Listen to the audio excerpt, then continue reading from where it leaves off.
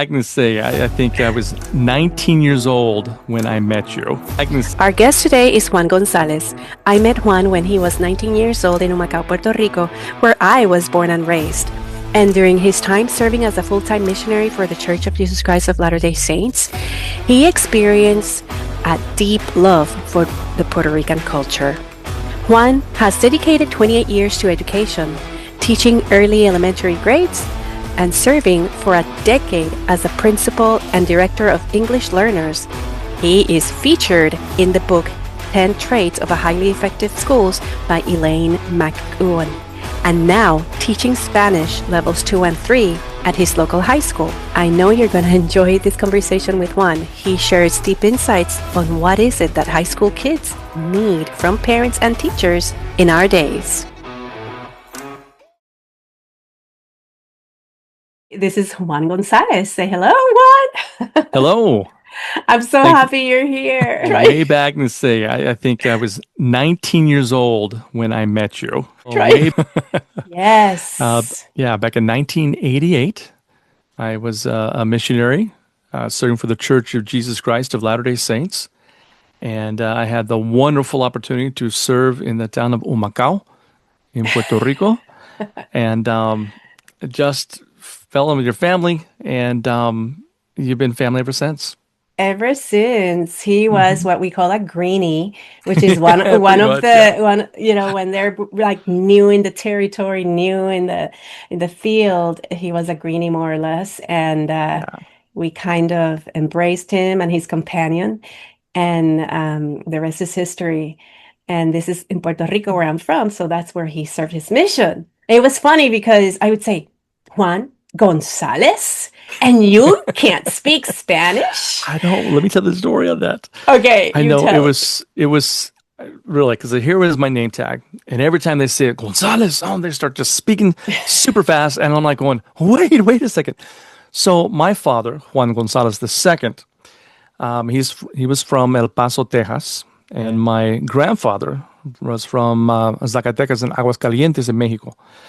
And so when he was about 14 years old, they moved here to California. And so when he was in school, whenever he spoke Spanish, he was scolded and reprimanded. And so he did not want any of that to happen to any of his children. So when I was born with the name Juan Gonzalez, he said, there's no way we're speaking English in this house. And so he never taught a word to me. I just grew up there.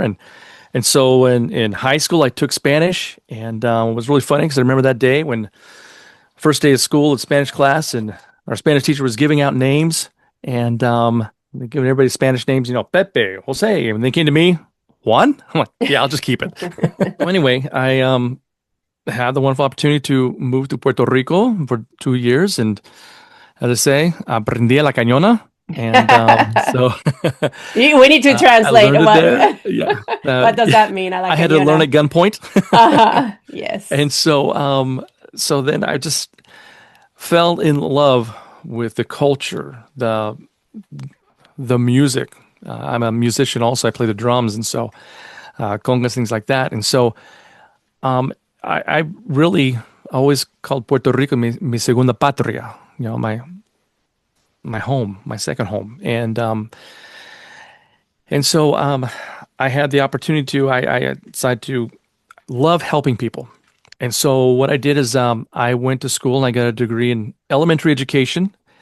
And then my wife, we met later on because her dad set us up. That's another story for another time. That was and beautiful so story. I've been teaching elementary school. I was in it for about 6 years, and then I went back to school and got my master's degree in educational leadership.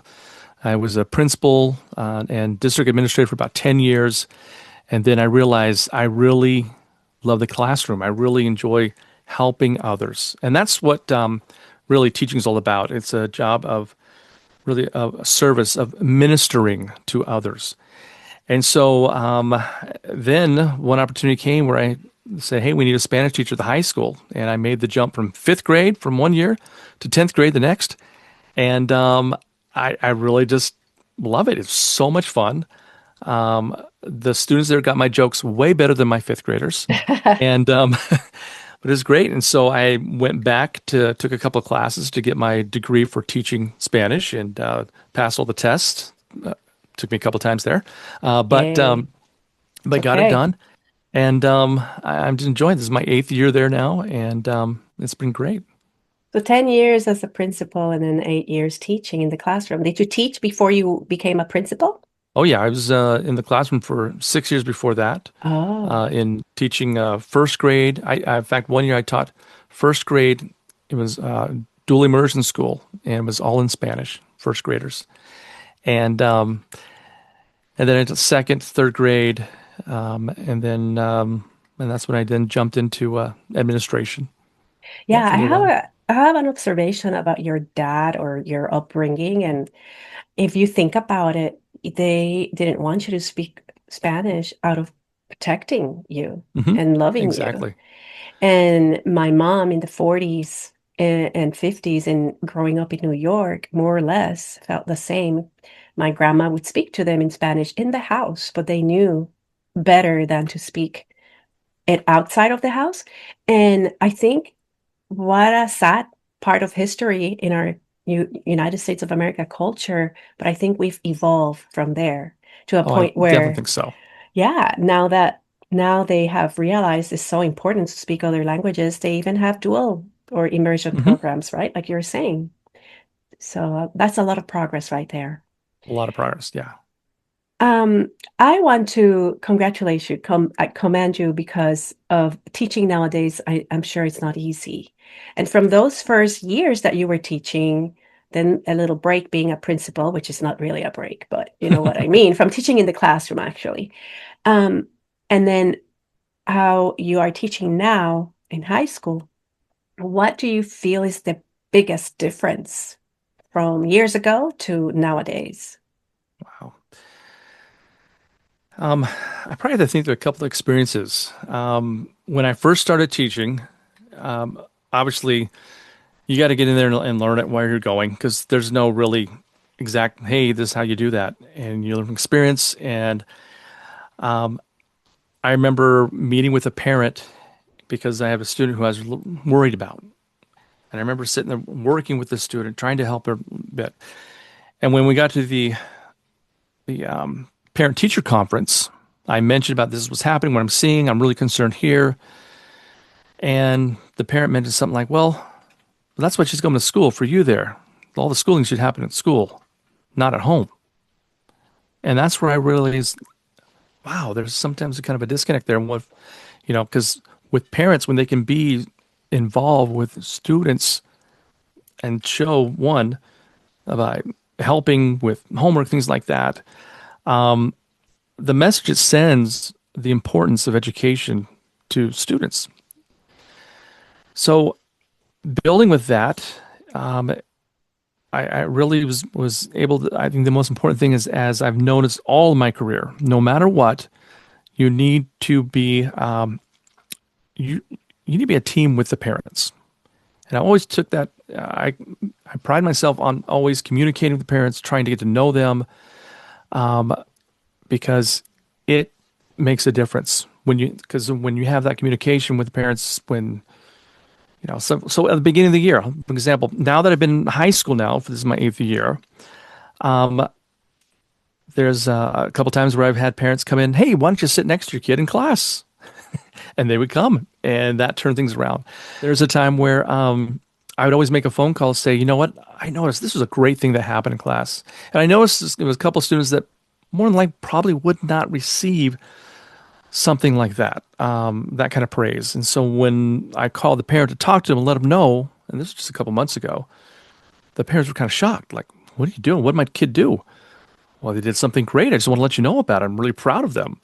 And so it building those relationships of trust with parents makes a difference. In fact, I was telling you about that story where I called a parent and said, "You need to come in," and because I was teaching my second year there in high school, teaching Spanish one, all freshmen, and for some reason this group tend to really think that they can just kind of do what they wanted.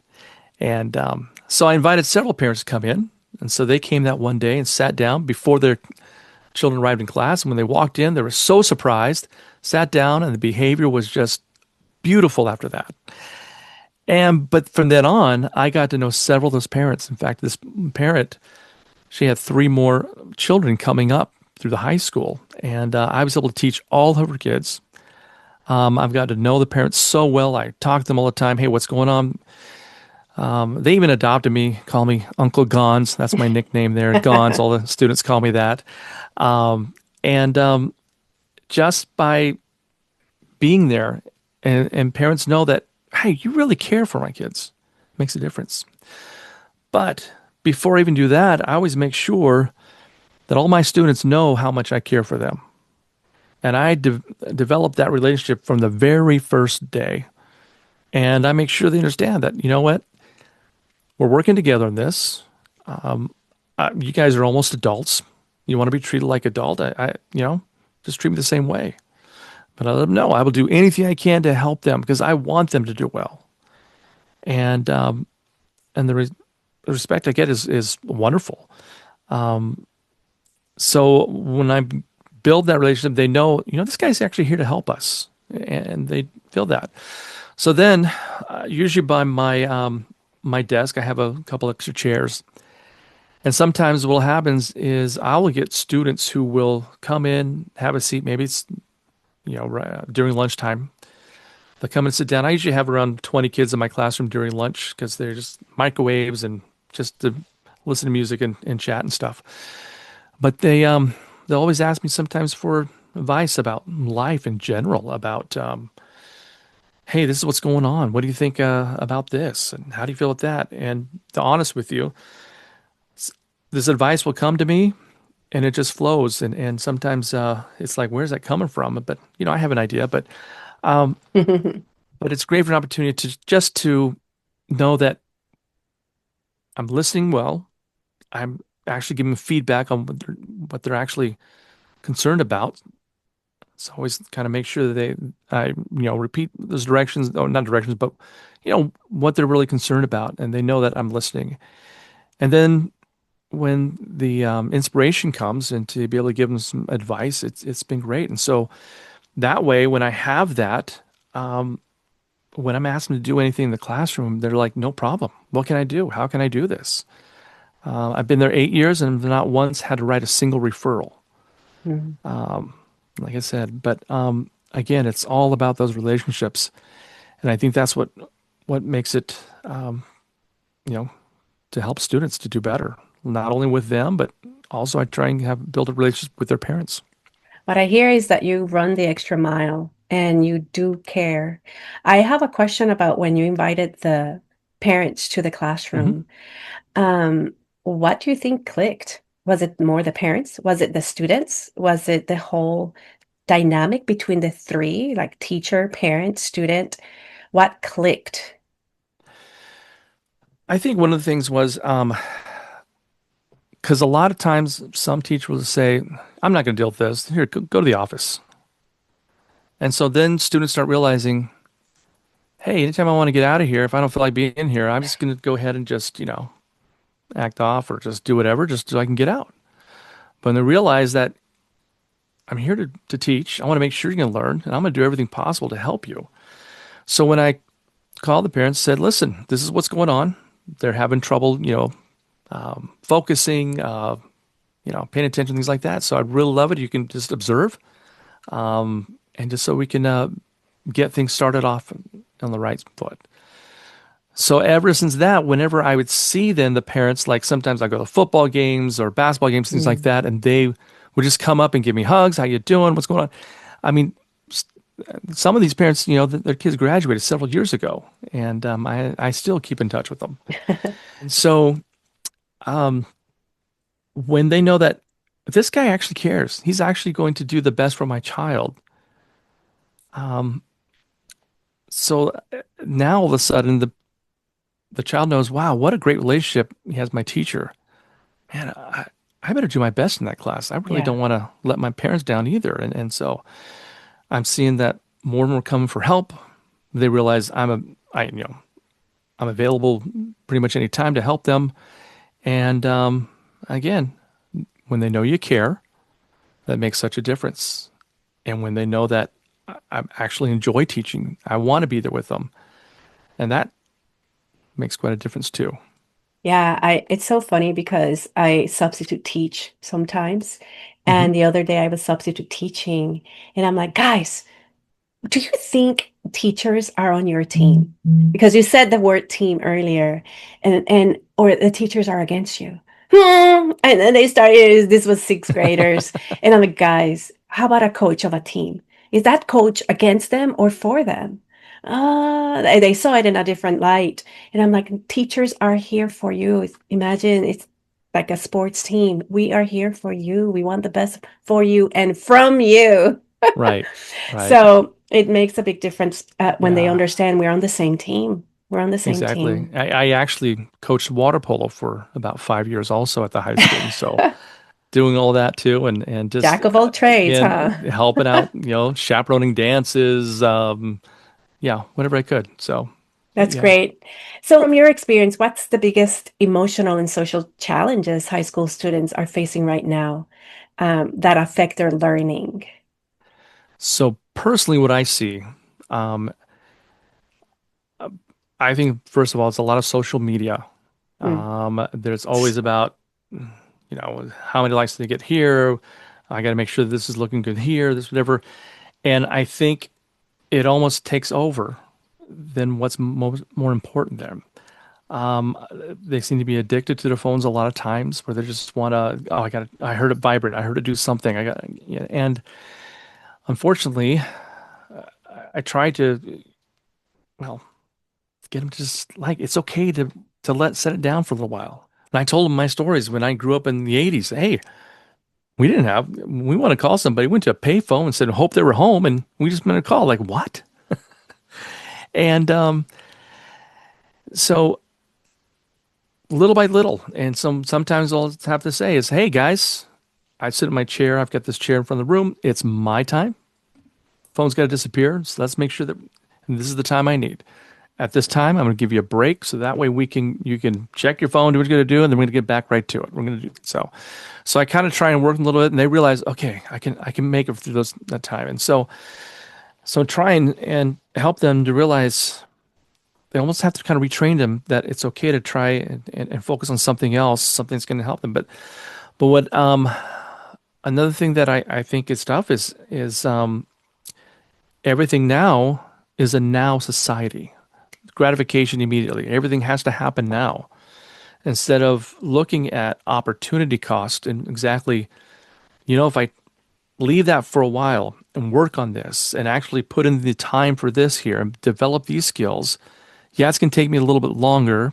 I'm going to miss out on a couple of things, but the opportunities I'm going to have later on are going to be so much better and so much greater for my life and for, just all around. And so that's kind of one of the things I think I'm looking at is, again, what are they willing to give up right now to help them progress and actually do better?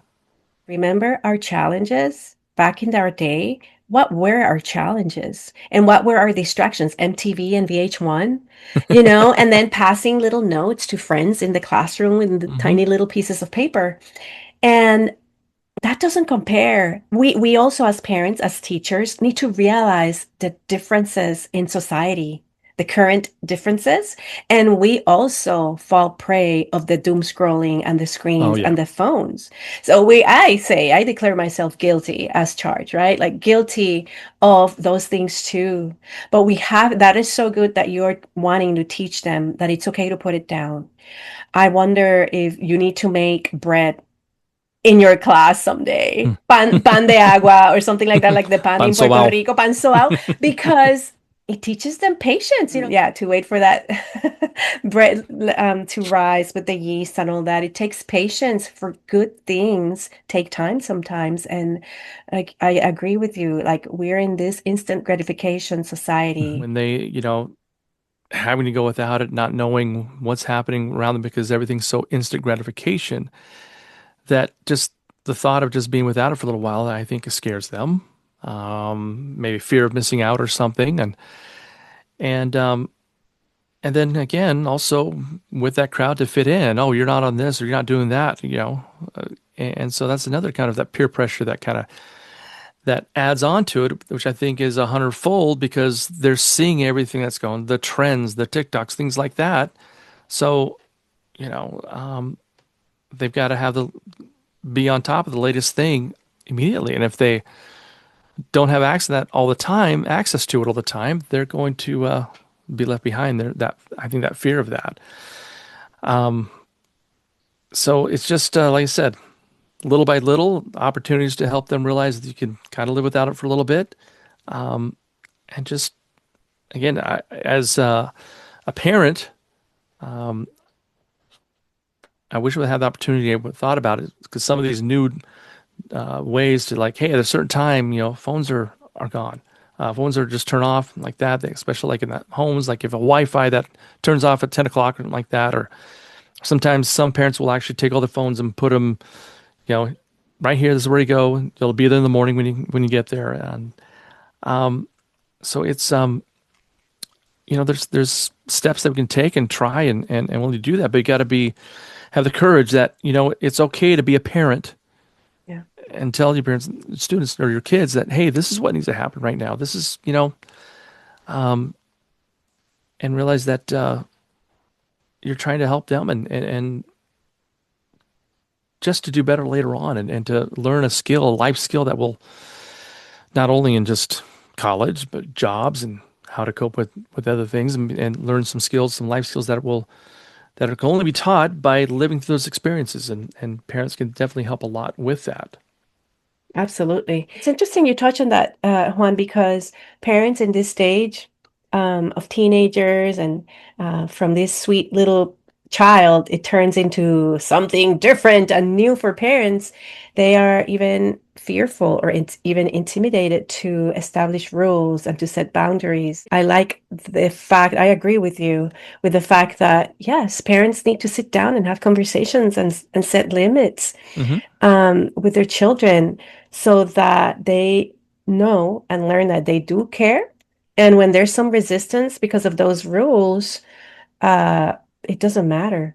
Children are craving for that. They crave for structure. They crave Hmm. for I was gonna say parents that. Yeah. to. So, do you, okay, I see you're very um, invested in the students. How do you balance that? How do you balance in the classroom being this advocate and mentor for the students, but at the same time enforcing rules and good behavior in the classroom? That's a really good question. Like I said, um, it all starts with again that building relationships with trust, starting off at the beginning. Um, like I said, the very first days, and we talk about when we're going through my expectations, things like that. I make sure that's established there, and again, I always go through that part where I say, I know you guys are almost adults. You're getting close there, like that. If you really want to be treated as an adult, okay, then treat me the same way. But I make sure they understand that. But I do have certain expectations they'll expect. And I told them, as a principal for 10 years, I said, and I love getting to know your parents. And I'd be more than happy to call and talk to them if I need to. That's not a problem. And I tell them the story about when I had the parents come in the classroom when I was teaching the freshmen, and that changed everything. And so when they understand that I do have those expectations, but I'm always here to help. Hey, I mean, I'll tell them about certain times that I'm available. I'll talk to them about, and I also tell them like, you guys have lives too. And sometimes things are different. I don't know what home life, what's going on, what's happening with you sometimes, but if you just come talk to me and say, hey, I need a little extra time to before I turn this in, no problem. I'll work with you. Hey, I just there's no way I can get this assignment done right now. I just I'm just really not getting it. Just I take the time for, hey, I'm here before school this time or during lunch, whatever. I'll make the effort to make sure. And it's not like I'm with certain students like, well, I missed doing this assignment, or whatever. Not like I'm hunting them down, like, hey, I want to make sure you get it done, but let's make sure you get it. And sometimes certain assignments where they're going through and not doing it, and all of a sudden, instead of saying, yeah, well, that's what you got, that's your grade, too bad. Like, hey, let's work together on this so we can improve this grade here. I want to work on it. And they're so appreciative of that. In fact, Just right now, I'm teaching future tense verbs, and so a lot of them are saying they're realizing, when it hasn't like I will speak, yo hablaré instead of or él hablará, and so they're saying and él hablará, and I'm like going, oh man. And so I went back and I retaught there and said, now, you had this video assignment you had to do where you had to speak. It didn't go so well. What I want you to do is we're going to practice this here. Then you're going to go back and then you're going to come see me and I'm going to have you say those words again. And then guess what? I'll give you the points for it to make it up instead of just taking all those points that they didn't do well on and lost. And so they're like, realize, wow. So I put forth the effort and actually you give me a second chance to do this. And so, yeah, it's a lot more out of my time. But again, that starts in the beginning, building that relationship there. Oh, he actually really likes teaching. Oh, he's actually making sure we learn it. And I tell him also, this is some of the ways that I'm doing because, I tell him we have our book. We've got our, that we teach from. And it comes with some certain things like it can just show whatever, hey, do some videos, but research and find different ways to teach certain concepts I think works better. And I tell them about how much time I spend on that too. And they realize that I'm going the extra mile for them. And once that gets established, and that's the culture that I set up in my classroom with my students. One, then I've been there long enough that when you get their schedule at the beginning of the year, they realize, oh, who they have me. And then the students talk about, well, this is what expects. This is how you do this. This is chilled. And they feel more relaxed coming into my classroom, I think. And so I think I have the luxury of having that built up as a reputation, I guess you can say. But I do work at it and making sure no matter who's in my classroom, they're all going to get the most. I will help them no matter what, who they are, where they come from, doesn't matter. And make sure they feel that they're the most important student in that room. And I make sure of that. So, And I'm sure you do a great job. It sounds like it's amazing. And you think you find value in them instead of going to the next module, going to the next chapter, in right. them learning it the right way, Exactly. especially a language. I it's so many people that say, "Oh, I took Spanish 3 years in high school and I don't know anything. I don't remember No. anything." It's just Yep. because we want to cram in their heads all these chapters, these units, this vocabulary, and they don't even retain or remember some of the basics. Yes, that's exactly what I tell them. I said, I do not want to hear. I'm trying to make that end where people say, yeah, I took Spanish to learn a thing. Not going to happen with me. And that's my Mm, goal. nice. Good, good. You have three amazing, successful children that are adults already.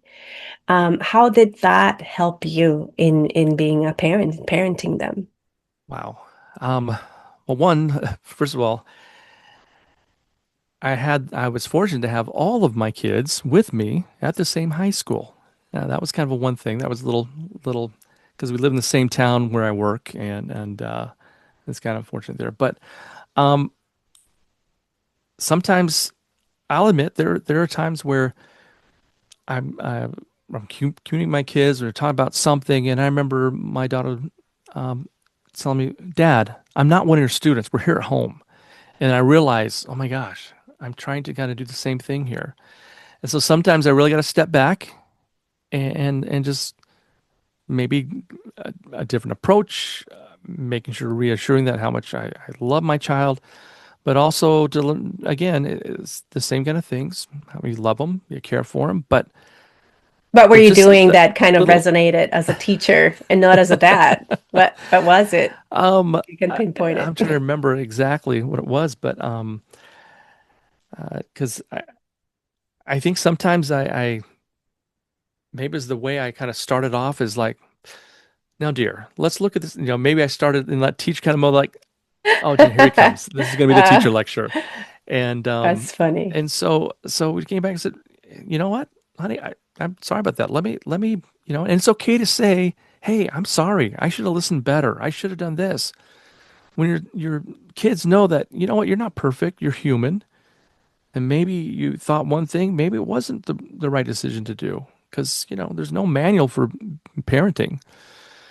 But again, give them all the love. They know that you're doing the best for them. You're going to do everything. because it all comes down to putting other people first. And when I say that in a way, not to like totally, just ignore yourself for everything. I mean, no, whenever, like for example, my spouse, she always comes first. I always want to make sure that whatever she needs, I make sure her needs are taken care of. What is it going to do for you? Can I get you this? And what happens is it's reciprocal and does the same thing for me. So as students, or your kids, hey, how can I help them make this better? What can we do to help with that? Taking that time, yeah, I could be doom scrolling. I could be watching a nice show or something like that, but my kid needs me right now. Yeah. And so it's okay to put my stuff, it'll be there and take the time to care. Take Yeah. that time with them. Sometimes it's just a matter of, you know what? Hey, let's go get some, I don't know, favorite place, go to ice cream, do something. Especially when you notice that they're maybe having a difficult time, going through some tough things like that. Sometimes you got to just to say, hey, realize that I don't matter right now. I mean, are my things that I'm working in, but I got to make sure that my children know that I care of them, know I love them, and I want to make sure they help them get through that. And then there comes a time where you can't do everything for them. You do have to let them be able to learn, experience, and sometimes you got to let them fall and realize, well, it's going to be your decision, but you got to live with those consequences. I remember someone telling me you can choose your own choices, but you can't choose your own consequences. Right. And so sometimes they learn that way and they realize, yeah, I really should have listened there, done that. And I call that investing. Like when you're saying it's not putting yourself later or last or whatever, it's just pausing and knowing that you can take care of things for yourself, etc., in a different moment, but just embracing those opportunities because the best gift we can give our kids, I call it, is our presence is the best Hmm. present, right? Yeah, And sometimes we're all in different places, different rooms in the house. Yeah, all engaging with the screens. And if we put it down, because if we're honest with ourselves, are we really busy? And even when we are busy doing really good things, it's okay. Things can wait. And we know this from since the 50s and all that. There's the workaholics and the father that was right. always working a lot. And it looks different nowadays, but we need to put it down, set it aside to lock eyes with our children and let them know that we do care and we value them and we see them and we hear them. Exactly.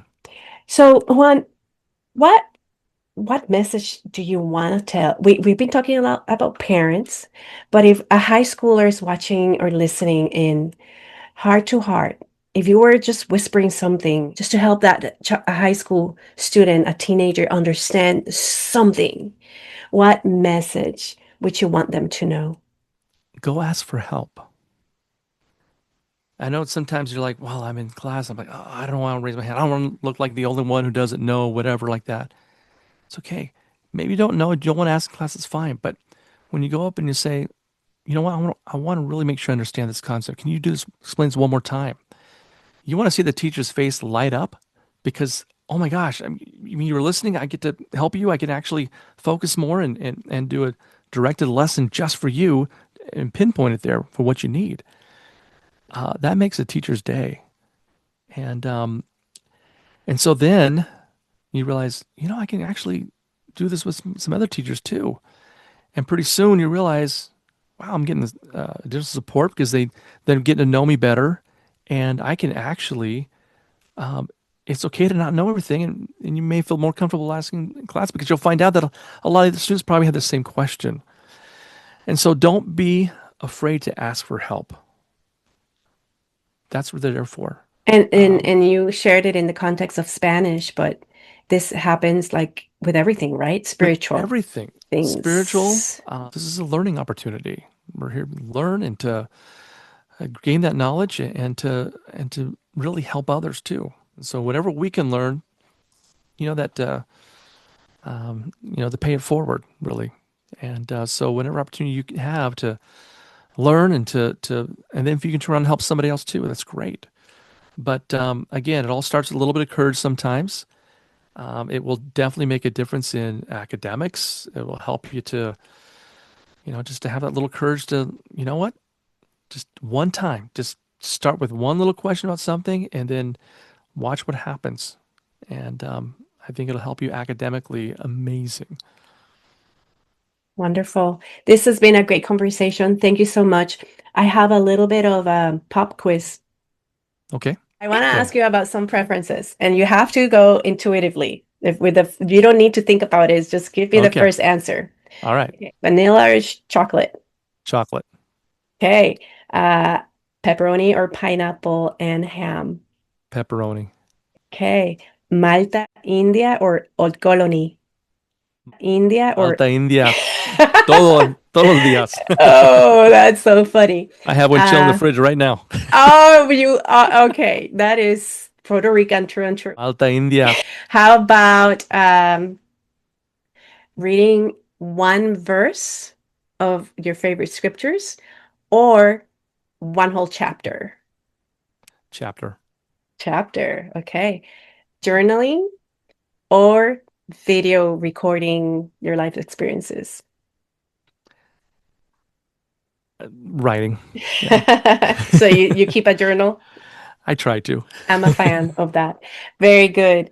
And thank you. You passed the quiz. You passed the Oh, test. yay. Or at least we learned about you. Now, in this stage, we went through your life's history as a young missionary, and this is the wisdom in the youth. What does it mean to learn wisdom in the youth? And I still feel young at heart, so maybe you do too. What is um, wisdom? a collective of experiences, of knowledge you've gained, experiences you've learned, lessons you've learned that you can adapt and apply to other situations. And when you have that background of those experiences, you can use that to, again, the wisdom you have to apply to other situations. And it makes things easier when you have that opportunity. And that's where you can use the wisdom from of your learning experiences to do that. Obviously, you've gone through a lot of experiences impacting, influencing youth and even parents, helping them understand that you value them so much. And that reinforces them, I'm sure, how wonderful their kids are and how important it is for them to be more involved in their lives. So I thank you so much for sharing with us today. My And pleasure. yes, it was great.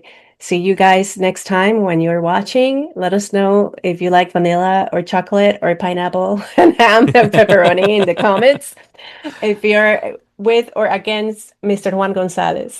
But anyways, see you next time, okay, guys? All right. Bye-bye. Bye bye. If this spoke to you, share it, save it, and live it. This is Wisdom in Thy Youth.